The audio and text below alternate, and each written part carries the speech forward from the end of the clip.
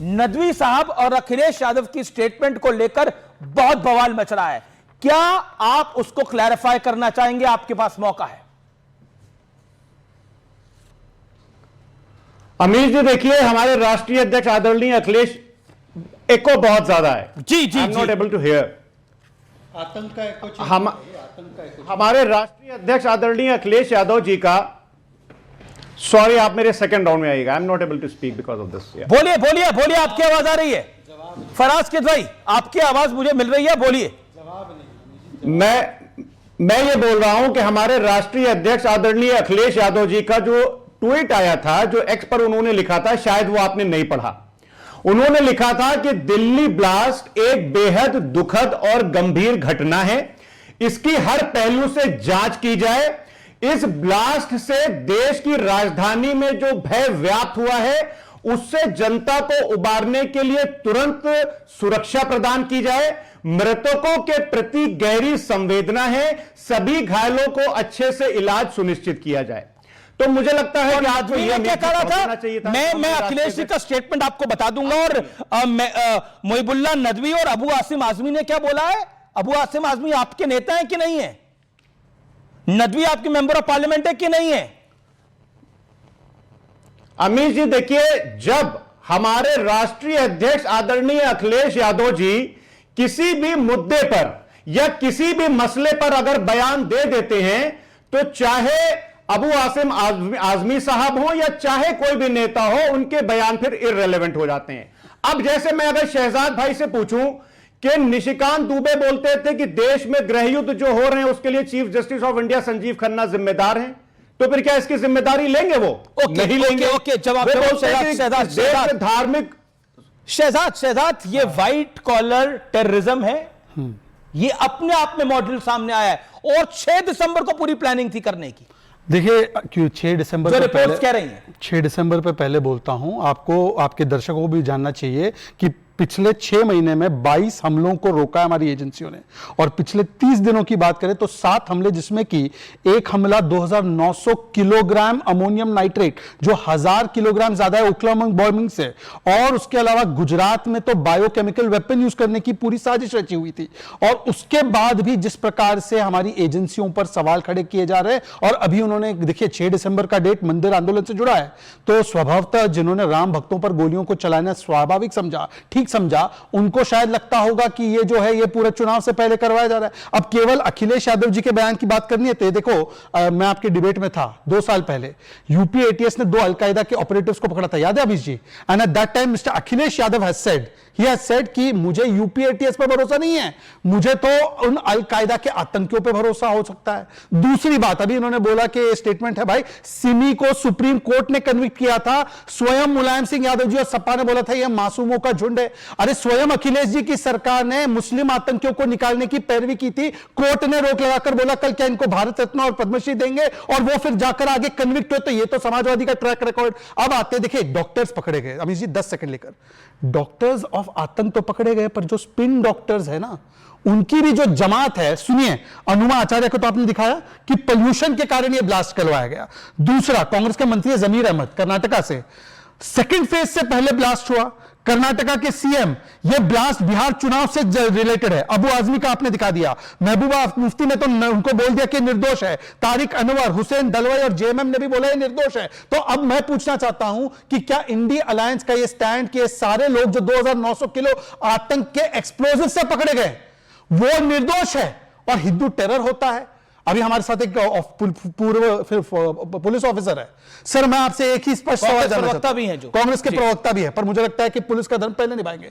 26/11 में कसाब पकड़ा गया, उसके बावजूद भी बताया गया कि यह हिंदू टेरर है। पाकिस्तान को क्लीन चिट दी ना, ओसामा को ओसामा जी बोला गया, हाफिज सईद साहब बोला गया ना। करुणा सागर साहब, रिप्लाई। अमित जी, पहले तो आपको, आपके सभी दर्शकों को और हमारे सभी जो फेलो पैनलिस्ट हैं, सभी को मेरा नमस्कार। आज पहली बार आपके शो में आ रहा हूं, तो इसलिए मुझे एक छोटा सा प्रिविलेज ये मिलना चाहिए कि मुझे थोड़ा अनइंटरप्टेड टाइम मिलना चाहिए। तो देखिए, ये जो आतंकी घटना हुई है, इसकी हम पुरजोर निंदा करते हैं।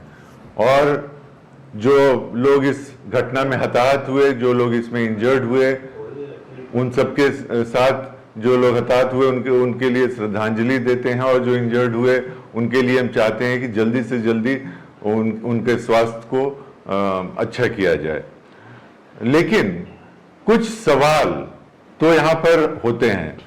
इंटरेस्टिंगली देखिए, ये जो चारों ये जो घटनाएं हुई हैं, जो घटनाक्रम आप खुद बता रहे थे, और आप आज सुबह मैं आपका एक्स पे देख रहा था अमेश जी, तो आपने लिखा है कि सूत्रों के हवाले से, तो अभी तक आपको भी कोई ऑफिशियल जानकारी नहीं मिली है और देश को भी कोई ऑफिशियल जानकारी नहीं दी गई है।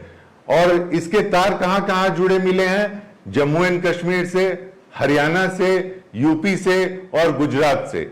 ये चारों राज्यों में बीजेपी की सरकार है। जम्मू एंड कश्मीर में इनकी सरकार नहीं है, लेकिन Jammu and Kashmir union territory है, इसलिए पुलिस इनके अंदर आती है और ये केंद्रीय गृह मंत्रालय के अंदर आती है।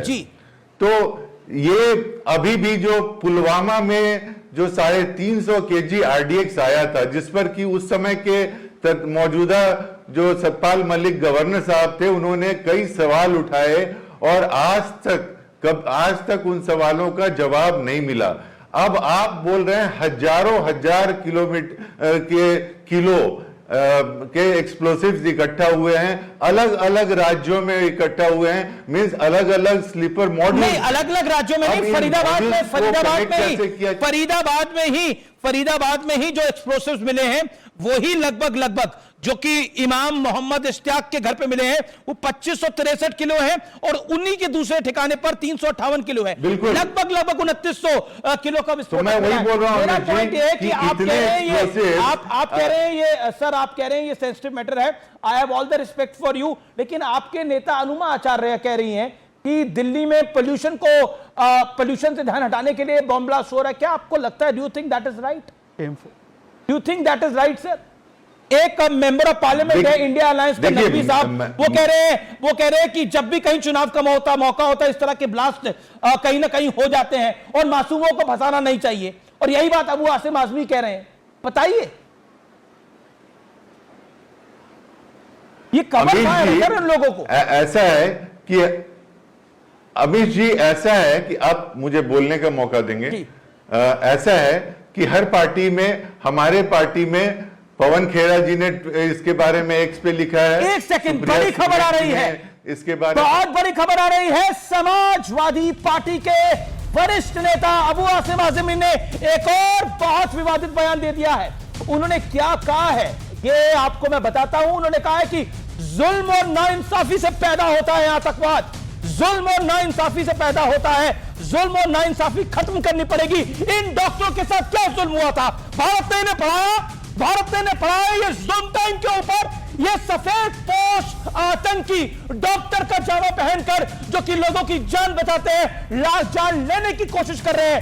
इन डॉक्टरों के साथ क्या नाइंसाफी हुई थी? इंडिया अलायंस क्या साबित करना चाहता है? इस देश के अंदर आतंकियों को इतना बड़ा कवर फायर क्यों दिया जा रहा है?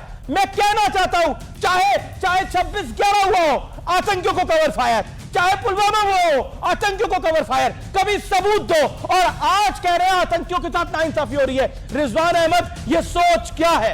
ये खौफनाक सोच है। ये इजराइल में तो नहीं है, ये अमेरिका में तो नहीं है ऐसी सोच। जी हाँ, जय हिंद, वंदे मातरम। शुक्रिया।